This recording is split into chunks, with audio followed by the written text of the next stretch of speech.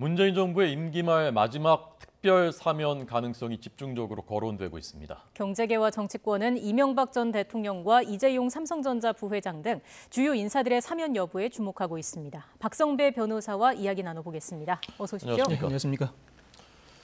사실은 이틀 전, 사흘 전까지만 해도 안 하는 쪽에 좀 무게가 실려 있는 것 같았는데 어제 오늘 분위기가 좀 바뀌는 것 같은 기류가 보이고요. 보도도 많이 되고 있습니다. 네네. 시기까지 거론이 되고 있더군요. 네네.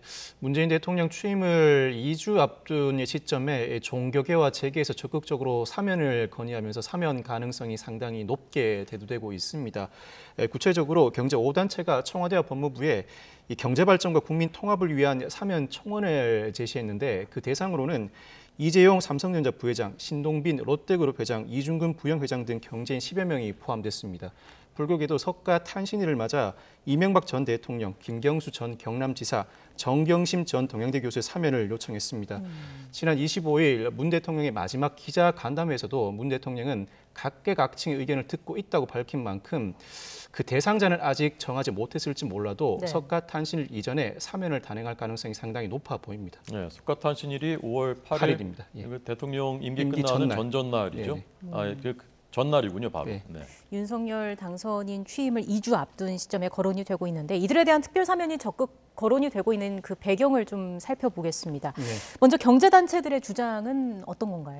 재계는 무엇보다 세계 경제가 대전환기를 맞고 있고 코로나19 장기화에다 미중 갈등 격화되고 있을 뿐만 아니라 이 러시아의 우크라이나 침공 사태 등으로 국가 경제가 상당히 어려운 상황이 도래되어 있다. 이러한 위기 극복을 이루고 또 미래 경쟁력 확보를 위해서는 이 총수의 사면이 필요하다는 입장입니다. 구체적으로 이재용 부회장의 경우에는 국정농단 사태로 징역 2년 6개월의 실형을 선고받았지만 지난해 8월에 가석방된 상태입니다. 네. 그렇지만 가석방 중인데다 취업 제한 논란으로 적극적인 경영 활동에 제약이 있다는 것이 재계의 주장입니다. 그리고 신동빈 회장도 롯데그룹 수사와 국정농단 사태로 징역 2년 6개월의 집행유예 4년을 선고받은 바 있는데 아직 형 집행 중이다 보니 이 정상적인 경영 활동도 어렵고 적극적인 대외 행보가 어렵다는 것이 재계의 논리입니다. 네.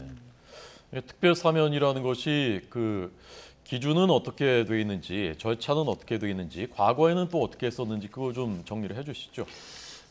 사면은 크게 일반 사면과 특별 사면 두 가지로 나뉘어집니다. 네. 일반 사면은 죄의 종류를 정해서 이러한 죄를 지은 자에 대해서는 전체적으로 사면한다는 취지입니다. 이에 따라 형 선고의 효력이 상실되게 되고 대통령령이라는 법령의 형태로 발령을 하게 됩니다. 그렇군요. 그렇지만 특별 사면은 구체적인 사람을 지목해서 사면을 단행하게 되고 형 집행이 면제되게 되는데 대통령이 직접 시행할 수 있어서 절차가 비교적 간이합니다. 그렇지만 법무부 장관이 상신을 해야 하고 상신하기 전에는 사면심사위원회의 심사도 거쳐야 합니다.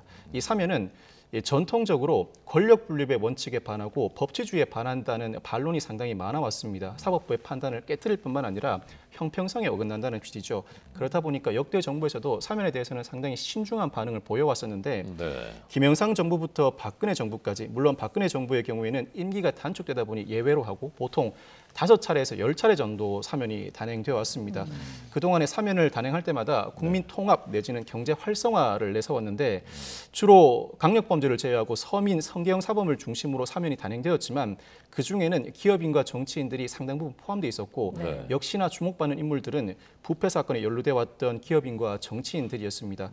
무엇보다 레임덕으로 지칭되는 임기 말 사면은 정치적 부담을 털고 가겠다는 의미가 상당히 강합니다. 예를 들면 김영삼 대통령이 임기 말에 12.12 군사 쿠데타 5.18 광주 민주화운동 당시 이 사건에 연루됐던 전두환, 노태우 두 전직 대통령에 대한 사면을 단행하기도 했었고 김대중 대통령도 임기 말에 1997년 외환위기의 주요 원인 중에 한 명으로 거론됐던 정태수 전 한보그룹 회장을 사면하기도 했습니다. 말씀해 주신 것처럼 일반 사면과 달리 특별 사면 같은 경우에는 뭐 형평성 문제라든지 정치적 유불리 문제가 있기 때문에 어느 정도 논란이 되어 왔고 남용권이 늘 문제가 되어 왔던 건데 이번 사면의 핵심은 결국 이명박 전 대통령이 포함될지 여부 아니겠습니까? 어떻게 좀 볼 수 있을까요?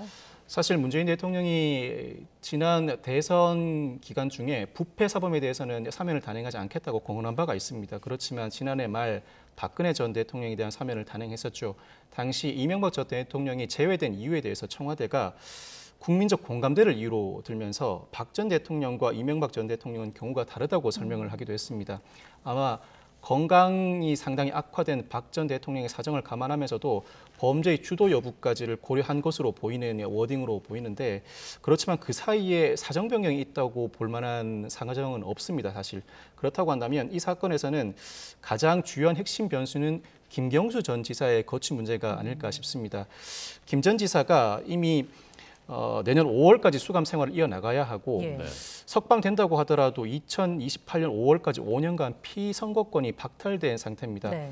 문재인 대통령 입장에서는 김경수 전 경남지사를 사면하고 싶은 생각이 상당히 많이 들 수밖에 없을 텐데 예를 들어서 이광재 의원의 경우에도 10년 가까이 피선거권이 박탈됐지만 2019년에 사면을 단행함으로써 2020년 총선을 통해 정치에 성공적으로 재기를 한 바가 있습니다.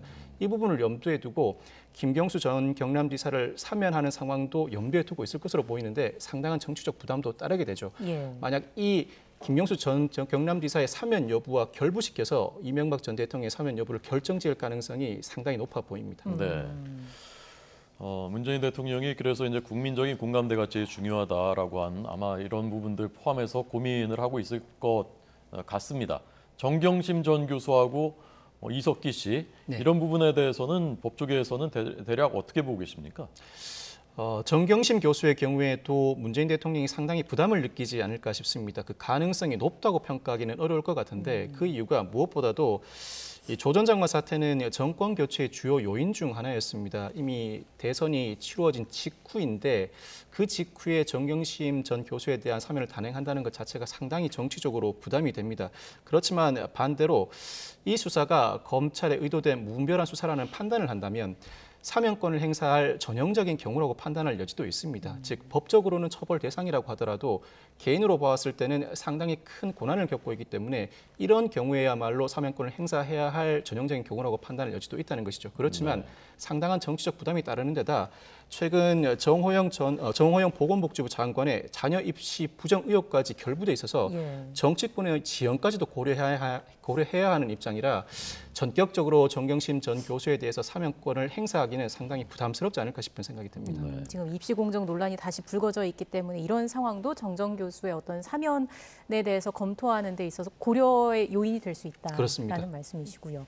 일단 박범계 법무부 장관은 지금 언급되고 있는 사면 가능성에 대해서 검토한 바 없다 이런 입장을 드러내고 있는 거죠. 네, 특별 사면이 거론되고 있는 상황이다 보니 법무부 장관의 상신이 필수적입니다. 그렇다면 기본적으로 현실적으로는 법무부 장관이 그 대상과 각종 죄를 추려서 대통령이 상신하게 되면 대통령이 승인하는 형태로 특별 사면이 이루어지게 됩니다. 네. 법무부 장관이 결정하게 되면 추인하는 형태로 사면이 이루어지다 보니 법무부 장관의 결정이 사실상 가장 주요한 결정적인 요인이 될 것인데 박범계 법무부 장관의 워딩을 보더라도 아직까지는 그 대상과 범위를 확정하지 못한 것으로 보입니다. 그렇다면 만약 사면이 이루어진다면 임기 말 사면이라는 부담을 뚫고 사면을 단행하는 것이다 보니 기왕 사면을 할 것이라면 각종 논란이 불거졌던 인물을 포함해서 여야 정치권 그리고 재계 인사들을 대거 사면할 가능성이 오히려 더 높지 않을까. 즉 사면을 단행한다면 대거 사면을 할 가능성이 상당히 높아 보인다고 평가할 수 있습니다. 앞서 말씀하셨던 가능성이 좀 낮아 보인다는 대상들까지도 포함될 수 있다고 보시는 건가요? 그 가능성은 그렇게 높아 보이지 않습니다만 일부 정치 재계 인사들에 대한 대거 사면은 가능성이 높아 보입니다. 네. 어쨌건 그 새 정부 쪽과도 교감 또는 어떤 소통 이런 것이 있을 가능성이 있다고 봐야 되겠군요. 소통은 충분히 이루어졌을 가능성이 높습니다. 오히려 일부 보도에서는 윤 당선인 측이 적극적으로 이명박 전 대통령에 대한 사면을 요청하고 있다는 보도도 나오고 있습니다. 네. 아마 사면은 현직 대통령의 고유 권한이긴 합니다만 곧 그 차기 정부가 수립될 예정이므로 윤 당선인 측과 긴밀한 의사소통, 적어도 특정 대상에 대해서는 어느 정도 의사소통을 바탕으로 사면을 단행할 가능성이 높아 보입니다. 네. 정치적인 어떤 파장을 생각을 한 것이기도 하겠군요. 정치적 파장을 고려하지 않을 수가 없습니다. 예. 특별 사면, 즉 사면권 행사는 법 위에 있는 대통령의 고유권한 행사입니다. 정치적 결단으로 국민 통합을 이뤄내기 위한 취지로 도입된 제도이므로 그 과정에서 정치적인 파장과 정치적인 고려 상황들을 두루두루 살펴보지 않을 수가 없습니다. 더더군다나 임기 말 대통령, 더더군다나 정권 교체가 이루어진 상황인 대통령이다 보니 사면권 행사 자체에 상당한 정치적 부담을 느낄 수밖에 없고 그럼에도 불구하고 사면권을 행사한다면 차기 정부와의 일부 특정 대상과의 협상 여지를 어느 정도 남겨둔 상태에서 두루두루 사면권을 행사할 가능성이 오히려 더 높아 보입니다. 네, 알겠습니다. 5월 8일로 그 뭐 관측 아직은 이제 예상 수준입니다. 네. 대통령 임기 전날 과연 특별 사면이 이루어질지 대상은 어디까지 될지에 대해서 뭐 정답은 아니겠지만 이 법조계에서 박선배 변호사를 초대해서 전망을 들어봤습니다. 자, 여기까지 하면 되죠? 더 할까요? 네, 여기까지 하겠습니다. 고맙습니다. 고맙습니다.